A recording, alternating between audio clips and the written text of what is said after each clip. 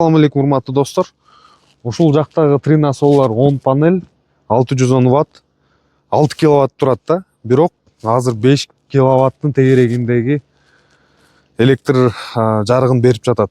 Бул азыр биз койгон станциялардын рекорду деп койсом болот да. Ичин эми азыр көрөлү. Эмне себептен кардарыбыз койгон, эмнеге иштетип атат.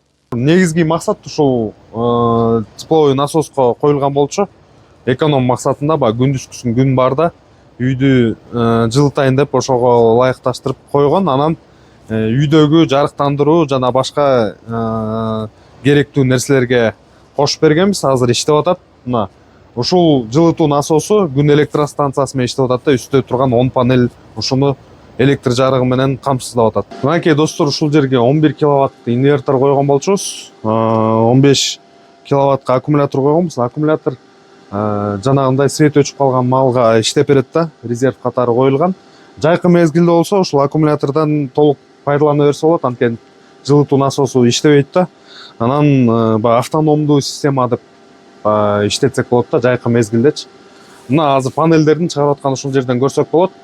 Мынакей бир поляда 2579 Вт келип атат. Экинчи поляда дагы 2546 Вт.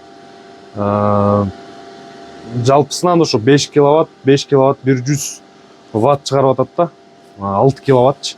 Бул эми кышкы мезгилде биздин ушул шартта аябай жакшы көрсөткүч десем болот. Мына 2600 да чыгып кетип атат да. Эң максималдуу өзүнүн кубаттуулугун берип жатат. Ушул тринасолар күн панелдери аябай эффективдүүлүгү жакшы экен. Ошондой панелдерди азыр кое баштадык да биз. Болду. Анан мына үйдөгү азыр көрсөтүп берейин. Үйдөгү потребление 4 киловатт 430 Вт. Мына ошол жака толугу менен камсыздап атат. Өкмөттүн тогунан негизи ток алган жок. Анан ошол эле мезгилде аккумуляторду зарядтап жетишип атат да. Мынакей достор, ушул күн тийген маалда толугу менен күн электростанция кардарыбыздын керектөөлөрүн жаап берип атат толугу мененчи. Телефон номерлерин баарын таштадым. Кайрылыңыздар. Канча сомго айланды десеңиздер, ушул $6000 болгондо ошондо киловатты $1000 айланып атат да. Ассаламу алейкум.